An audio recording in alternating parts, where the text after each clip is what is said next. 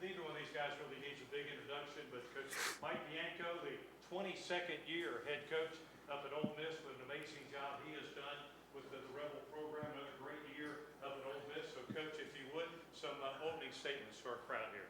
Well, I was hoping the home team was going to make the first opening statement, but just excited to be here.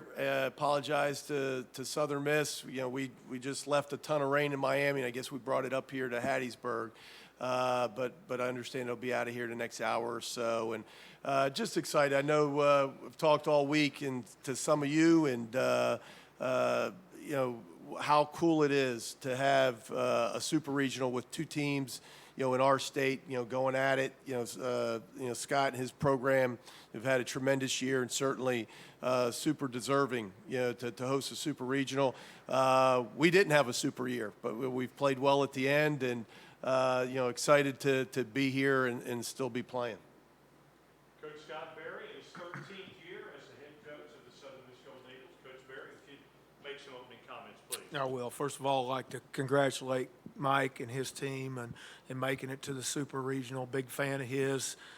When he came to Mississippi as the head coach of the University of Mississippi in 2000, that's when Coach Palmer asked me to come be the assistant at Southern Miss the same time there in 2000. So we kind of hit the ground at this level and the state at the same time. So, you know, we've kind of been able to develop a really nice relationship and a competitive relationship over those years. So very proud of our squad and being able to make it to this level and check this box. We've only been to a super regional one other time. That was in 2009 at Florida, but we've never been able to host one here. So, you know, very excited about coming off from a regional win there, which we hosted and had never done that before. So we've checked some boxes along the way.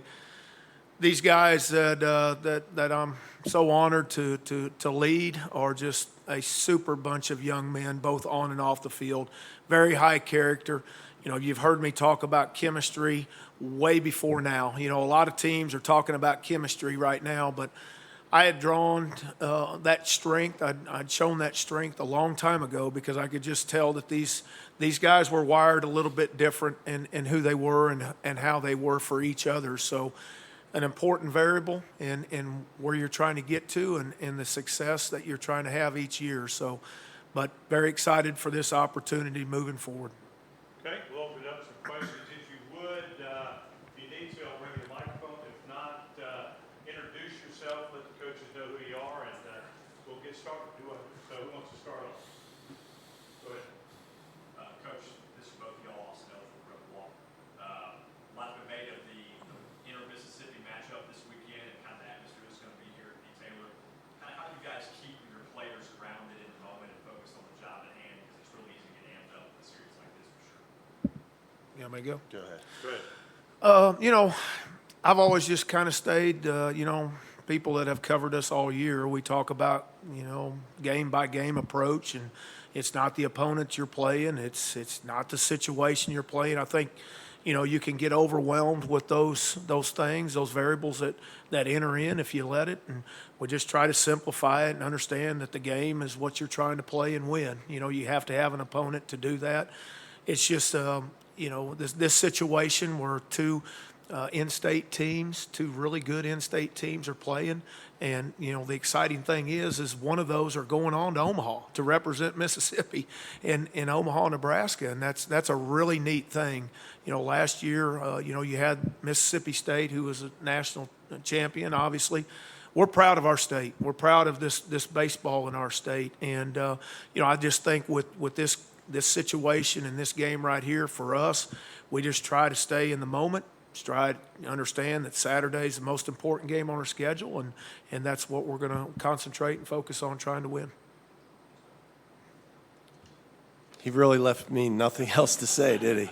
But it's right, and it's not just coaches speak. I mean, I think both of us, you know, coach at programs that are used to this publicity and used to this. It's neat that it's at a super regional, but if I'm not mistaken, I think we came here on May 11th, and they may have broken an attendance record. So this isn't something that I think it's unusual for us, either program to play with, so many eyes, on us. It just happens to be, the last step before you get to the College World Series. So I think both programs are ready for that. I know we are. We hope playing in the Southeastern Conference, you get some of this, right, and you get some of these crowds. But this is a tough place to play. We've been coming here for 20 plus years, and we haven't had a ton of success here. We won the last time we were here, but we haven't had a ton of success here. So we know how good they are. We know how good or how ramped up this crowd can be. But it'll be a big challenge for us. Okay. Next question. Go ahead. Coach Barrett, Jake Thompson, Golden Spirit. What has impressed you with Paul and Walter and Riggins? What have they been able to accomplish this season and take from last year? Well, I think, obviously Riggins is a piece that we added over the summer, a graduate transfer from Delta State. But, just watching the development and transformation of Hall and Waltrip, both as freshmen last year, and how they've continued to mature and develop. And I think when you look at those three, and they've held that position for the last 14 weeks, I guess. We started, Tanner started going on Friday night for us once we started conference in the 5th weekend, and they've held that rotation the whole way. They work extremely hard. They push each other extremely hard. They compete against each other. So, it's a unique blend of chemistry within your starters. Outside of the chemistry I feel like that we have as a team, but those guys they're impressive. They go about their business. They're very unselfish and in their own way. It's not about the day they pitch. It's about every day we play. And I think that's what impresses me the most. Obviously, the numbers you can read for yourself. They're really good numbers, which is obviously a compliment to them. Our pitching coach, Christian Ostrander, who does an outstanding job getting these guys ready for competition, not just them, but the whole staff. But, this is a unique three guys that have carried it for us all year.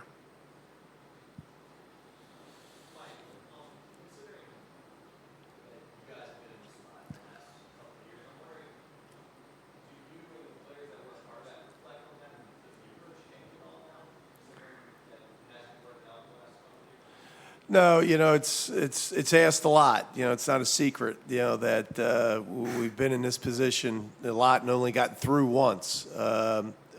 But I think the best, answer that you give is, keep knocking on the door, and I said this earlier in the week that, the last couple weeks, SEC tournament, obviously a regional, more tournament format where, depending on what game you win, what time you're going to play, you don't know the next opponent, and so on. This is more like what we're used to, through the regular 14 weeks, a 3-game series, on the road, and I think we approach it, the same way as we would approach a Southeastern Conference, weekend, on the road at one of our opponents. You are who you are at this point. You don't all of a sudden try to figure out to bunt more or to hit and run more or do something different with your pitching staff. Both teams, obviously, you don't get to this point without not just us, but the other 14 as well, 16 teams that are playing well and deserve to be here, and you hope that you play well enough here to move on. But I think that's what it comes down to. I know it seems so simple. Everybody's gets to this point is good enough. You just got to play well this weekend. Hey Scott, Jared Ruddy, 24/7 Sports. I know some of us asked Mike this earlier in the week. Having coached Mississippi for the time that you have, and having coached here, coached against Southern Miss, coached against Mississippi State, what is it do you believe that makes college baseball so unique in the state of Mississippi for the players and the fan base surrounding it? Well, I think it starts with the Little League programs. I mean, you can drive, first of all, the weather is a huge factor for baseball down here. I mean, that was one of the things that brought me south, being from the Midwest. I got tired of playing and practicing and coaching inside a gymnasium, and I wanted to go south, where baseball was more more weather friendly, I guess I should say, or weather was more baseball friendly. But and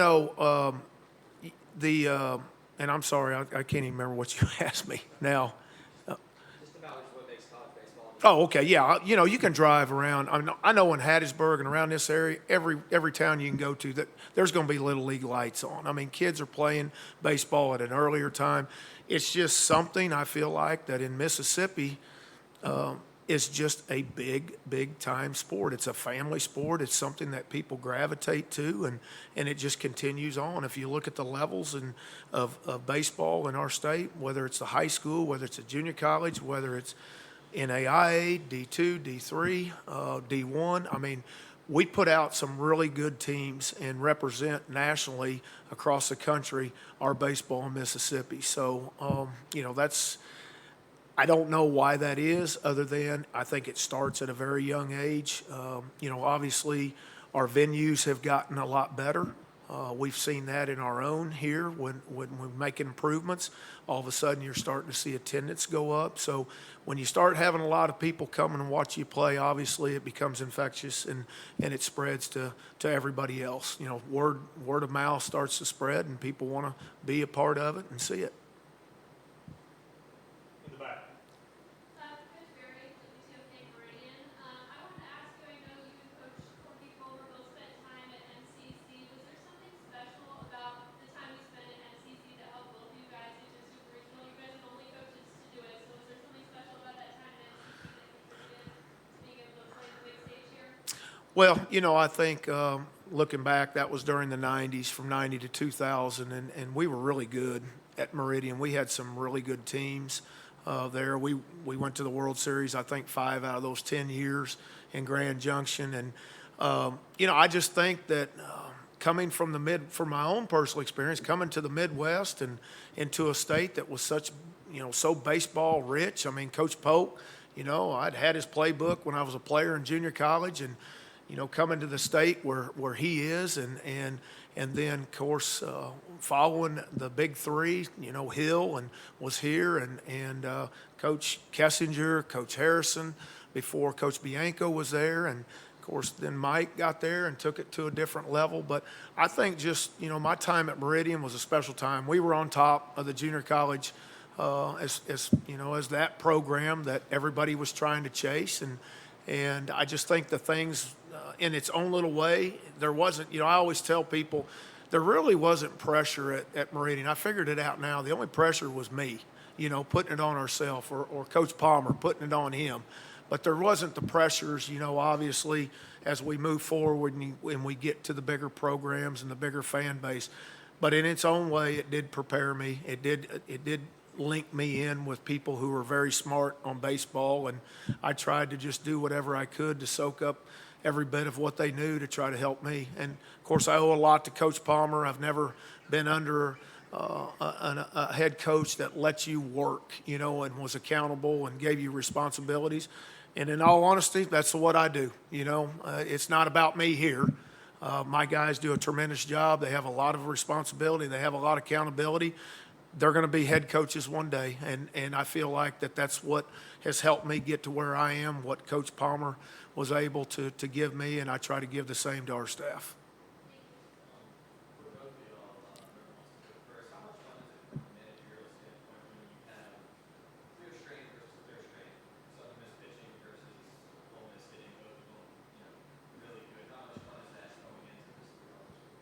I'll let you. I went first on the last double. So. I don't know how much fun it is, but obviously, I think you're right. I think when you talk about us, if you're looking at the stat sheet, probably the thing that stands out is offensively. We've had another good year, and in Southern, I think maybe their offense is underrated. We've played them now twice, and really respect what they do offensively, and probably much more well-rounded, but because their pitching is so outstanding, it gets all the publicity. So I think it's a big challenge for our offense. People talked about us playing earlier in the year, but we played in midweek games. Those guys may end up coming out of the bullpen, but the three arms that they'll start we haven't seen, and again, very good, a team that doesn't give up runs. It's going to be a huge challenge for our offense. Well, it's going to be a huge challenge for our pitching staff. I mean, I know their lineup is a very strong lineup. LSU's was a very strong lineup. It's tough to navigate through those hitters. I mean, certainly we've played them 2 times now, and it'll be probably the same, pretty close to same hitters that we saw outside of Graham. I don't think Graham played in the first game, but he was back in that second game, and he made a difference. You know, he hit a home run in that game that really kind of turned that thing, I think, in about the second or third inning.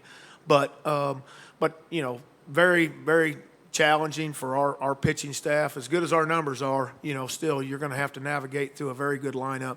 And his pitching staff is pitching well too. I mean, they're starting to really come on, and you know, I know that was a big key of their success in this regional that they just got through. So, you know, I think both of us have our challenges in their own different way. I know you guys don't have a lot of time to look at fan experience on a game day, but I'm wondering if other places you've gone and seen, do you see places that have a similar outfield fan experience that we see in Mississippi? The Roost here, the outfield at Ole Miss, Starkville. Do you see those things in other places? And what kind of advantage can that be? We don't really see it outside of the state, in all honesty. And in our conference that we just finished up with, I can't recall anything. Maybe back in the old CUSA when East Carolina was in our conference, and you know they were named the Jungle. You know, they would put some pressure on you out there.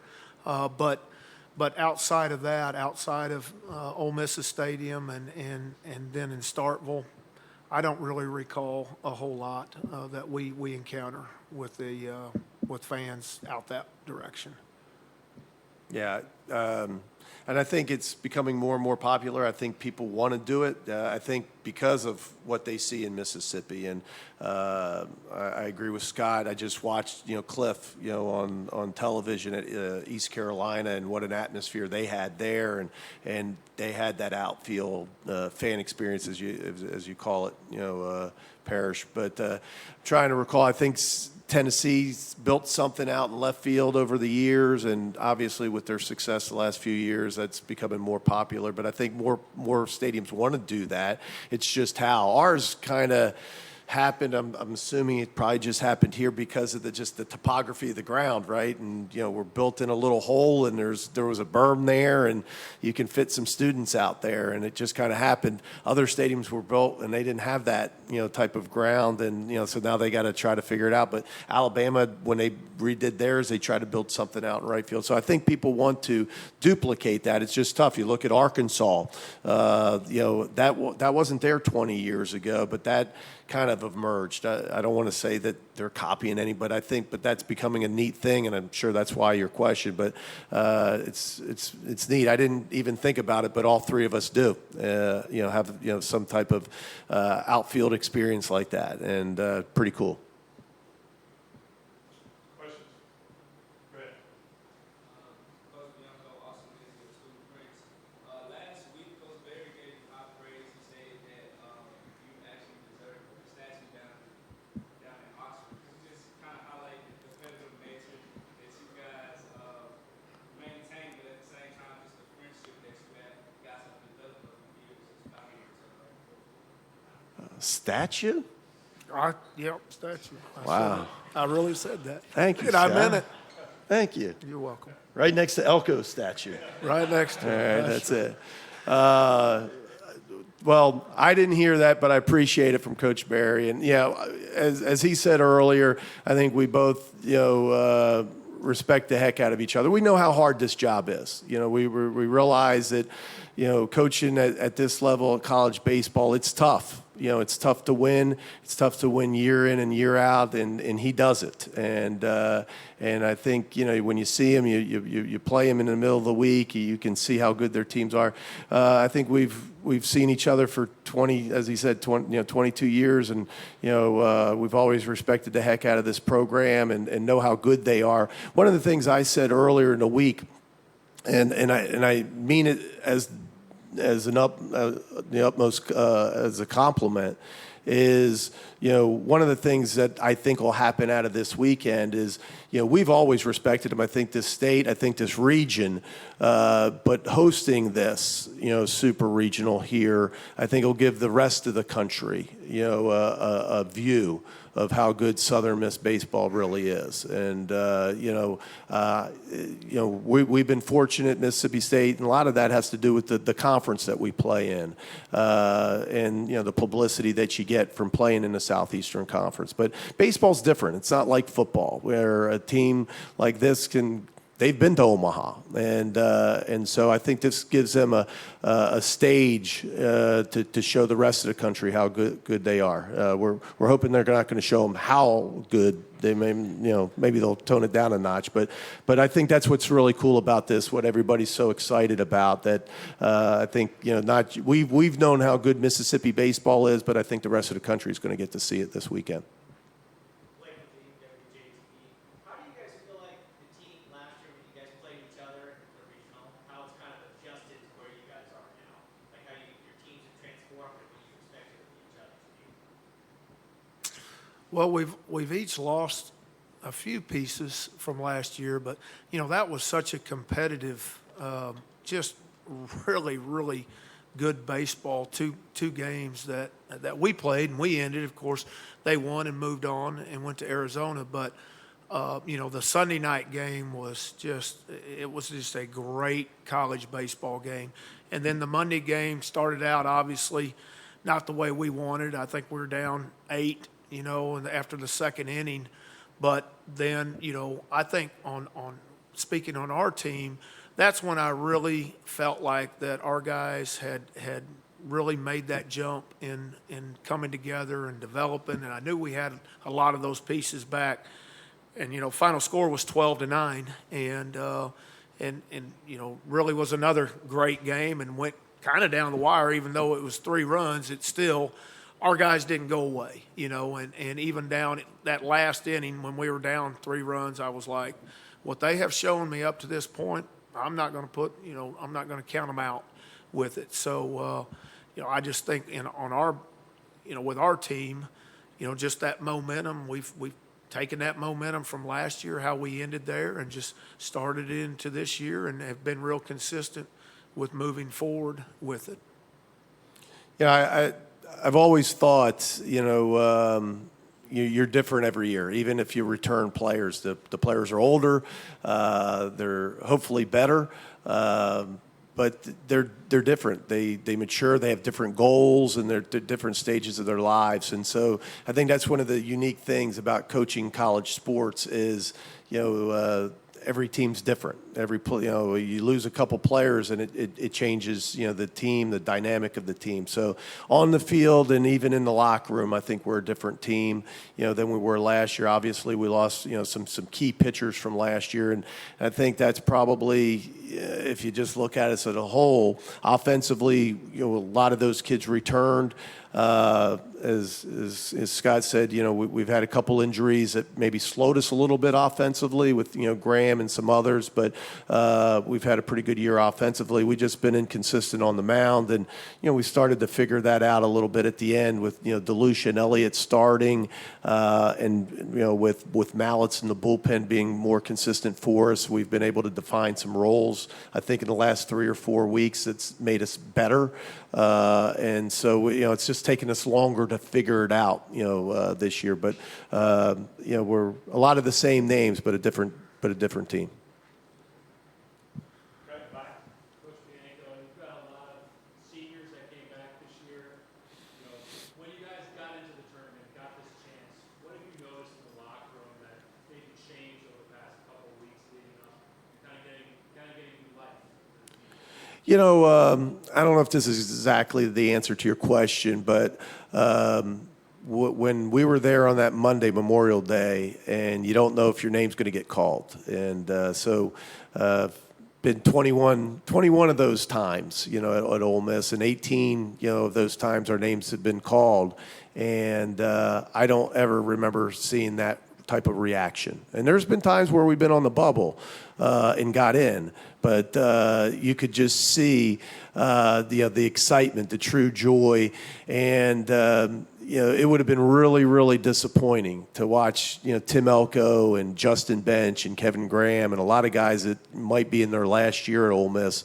They've won as many games as anybody that's ever worn the uniform. We've played baseball for a long time at Ole Miss, and those guys have won as many games as anybody, over the last 4 years. And so for them to miss out on this, would have been a travesty. So just excited, for those guys, and I think they felt they did deserve it, but you don't know. When you get to that point, you just don't know. It's up to 10 people in Indianapolis to decide if you get to play again or not. And once they heard they could, I know they were pretty excited. Questions? Anybody else? Questions? That it? Okay. Coaches, thank you very much. Coach Thank you. Bianco, All Coach right, Berry, thank you. Thank you. Best of luck. Look forward to the games tomorrow. Thank you, everybody. What Thanks time is for being that here. next meeting? Barry? Pressure on you to Meridian Stars. You did. It was